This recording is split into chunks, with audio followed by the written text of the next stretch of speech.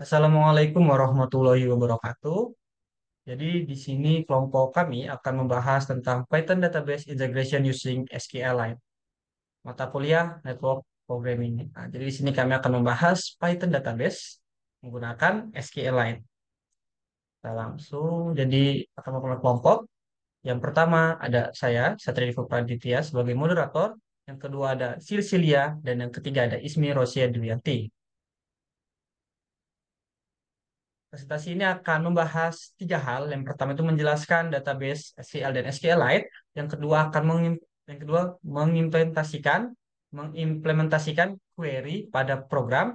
Dan yang terakhir adalah contoh kode di dalam SQLite dan cara mengoperasikannya. Nah, kita langsung ke materi yang pertama yang akan disampaikan oleh Saudari Silsilia kepada Saudari Silsilia. Saya persilakan. Oke, database adalah koleksi data yang disimpan secara elektronik dalam sebuah sistem komputer. Data dalam database dapat berupa berbagai jenis, termasuk teks, angka, gambar, audio, video, dan file lainnya. Dalam sebuah database, data disusun secara terstruktur dalam tabel yang memungkinkan untuk pengelolaan data yang efisien.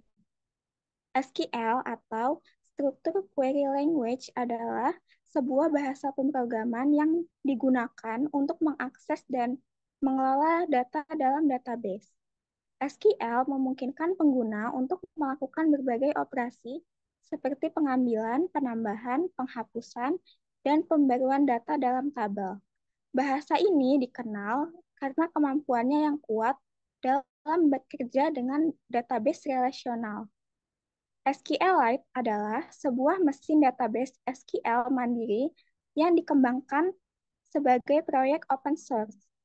Meskipun SQLite ringan dan sederhana, namun memiliki fitur lengkap ya dan keandalan tinggi.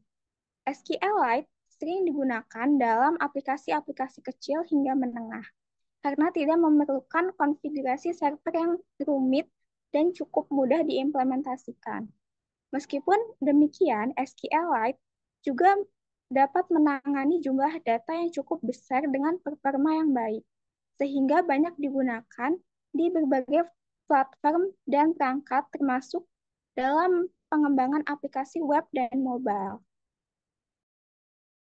Oke, selanjutnya adalah implementasi query yang akan disampaikan oleh Saudari Ismi Rosia Duyanti. Kepada Saudari Ismi, saya persilakan. Nah, baik, di sini saya akan menjelaskan tentang implementasi query. Nah, yaitu ada yang pertama adalah insert into. Jadi perintah insert into ini digunakan untuk menambahkan data baru ke dalam tabel di dalam database SQLite. Dengan menggunakan perintah ini, pengguna dapat menyisipkan satu atau lebih baris data ke dalam tabel yang telah ditentukan sebelumnya. Hal ini sangat berguna dalam situasi di mana pengguna ingin menambahkan informasi baru, seperti menambahkan entry baru ke dalam daftar pengguna atau menambahkan transaksi baru ke dalam log transaksi. Lalu selanjutnya adalah perintah select. Perintah select ini digunakan untuk mengambil data dari satu atau lebih dalam database SQLite. Dengan menggunakan perintah ini, pengguna dapat memilih kolom tertentu atau semua kolom dengan menggunakan select dan bintang dari tabel yang telah ditentukan sebelumnya. Perintah select ini memungkinkan untuk menampilkan data yang diinginkan dengan cara yang terstruktur, baik untuk analisis ataupun tampilan kepada pengguna akhir. Lalu selanjutnya adalah perintah update. Jadi perintah update dalam SQL ini digunakan untuk mengganti atau memperbarui data dalam tabel di database SQLite. Dengan menggunakan perintah ini, pengguna dapat mengubah nilai dari kolom tertentu berdasarkan kondisi yang ditentukan dengan klausal where. Perintah update memungkinkan pengguna untuk memperbarui informasi yang sudah ada dalam database, tanpa perlu menghapus dan menambahkannya kembali. Ini sangat berguna dalam situasi di mana pengguna ingin memperbarui informasi tertentu, seperti mengubah alamat email pengguna atau mengganti status pesanan. Selanjutnya adalah perintah delete.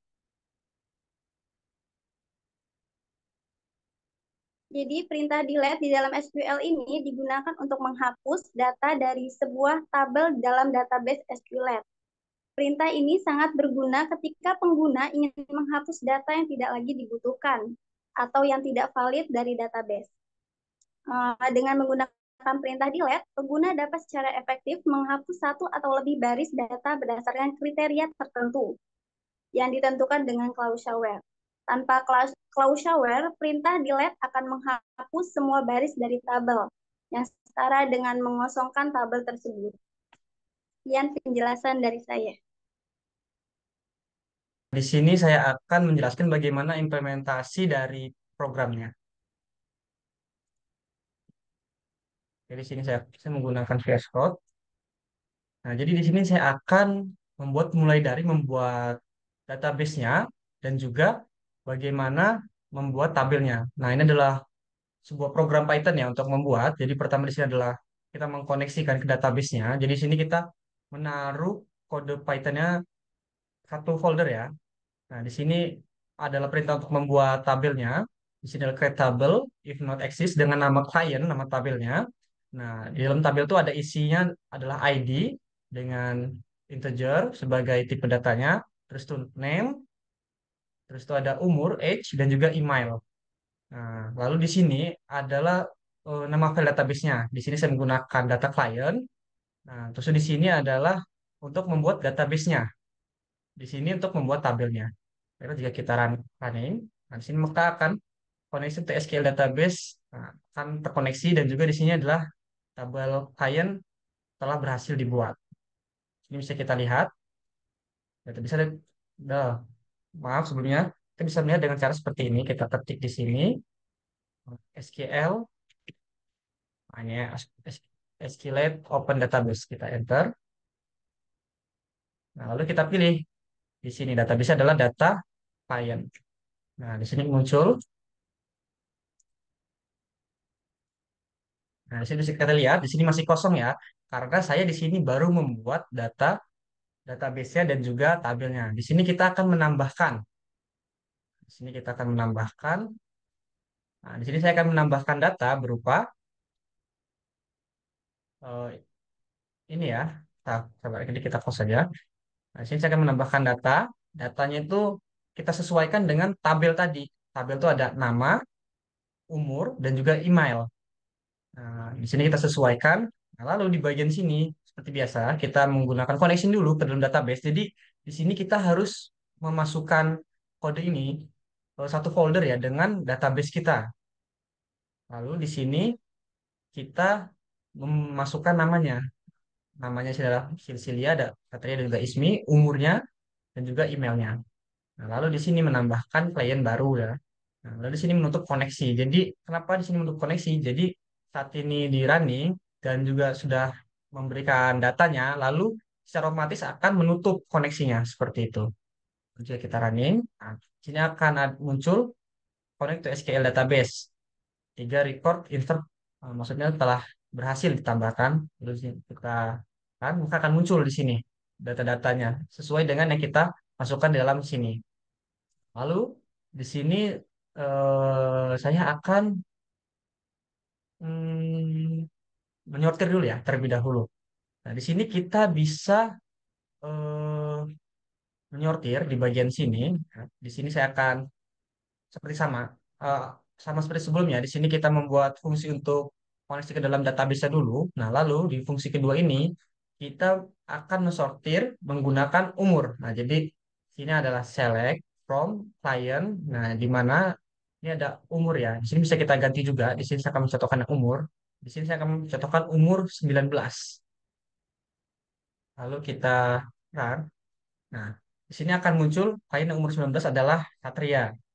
Bisa juga di sini kita coba 18 lalu kita running. Nah, di sini akan muncul Silsile dan Ismi dan usia 18 tahun. Selanjutnya ini kita saksikan terlebih dahulu adalah melihat terlebih dahulu. Nah, jika kita ingin melihat data-data ini dalam terminal, nah, kita bisa menggunakan kode program seperti ini. Yang pertama kita membuat koneksi dulu ke dalam database, lalu yang fungsi kedua adalah fungsi untuk melihat. Nah, di sini fungsi program seperti ini, select from client. Nah, maksudnya adalah select from client ini adalah akan menampilkan semua isi dalam database database dalam data klien atau tabel klien ya di sini ya. Nah, seperti biasa di sini ada connection to database-nya. Lalu di sini menampilkannya. Nah, di sini menampilkannya saya memilih untuk semua ya. Jadi select all client ya, nama fungsinya. Lalu kita running. Nah, di sini akan muncul semuanya seperti itu. Lalu kita coba untuk eh, mengedit ID dulu ya, mengedit dulu. Nah, sama seperti sebelumnya, di sini kita akan mengkoneksikan dulu, membuat koneksi ke dalam database-nya. Lalu fungsi yang kedua untuk melihat ID-nya. Di sini saya akan menjelaskan. Jadi di sini menggunakan update client. Jadi masuk set ID ini adalah ID mana yang ingin kita rubah dan where ID ini adalah ID yang ini mau dirubah ke dalam atau ke berapa gitu. Jadi kita mengeditnya agar sesuai dengan yang kita mau. Contohnya seperti ini, eh, update ID. Ya. Ini ID pertama menjadi ID kedua. Lalu kita run.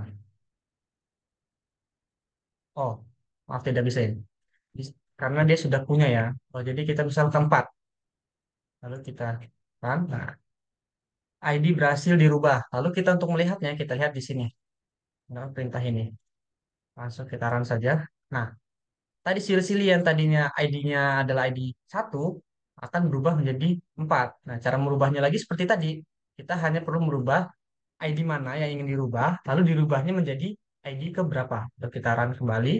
Nah, lalu sini adalah update sukses ya, atau update berakhir, update berhasil maksudnya. Dan kita melihat lagi di sini, kita run, kembali lagi seperti semula. Seperti itu. Selanjutnya adalah di sini kita akan hmm, menambahkan. Di sini kita bisa menambahkan ya. Ini kita hapus saja. Di sini kita contoh namanya adalah Paijo. Umurnya 19 tahun dengan emailnya kita menggunakan emailnya paijo@gmail.com. Lalu kita run. Nah, satu record berhasil ditambahkan. Untuk melihatnya kita lihat seperti ini. Nah, berhasil ditambahkan ya. Paijo berhasil ditambahkan. Jadi ID 4 ya. Nah, lalu di sini saya akan memberikan contoh untuk menghapus ID-nya. Nah, dengan cara seperti ini. Oh, maaf sebelum menjelaskan untuk menghapus ya. Untuk menambahkan ya. Kalau menambahkan itu sama seperti sebelumnya ya. Jadi di sini kita menambahkan sesuai dengan nama, umur, dan email ya. Tadi saya membuat ini agar bisa menambahkan sekaligus, tapi juga kita bisa menambahkan salah satu saja seperti itu. Jadi ini sangat fleksibel ya.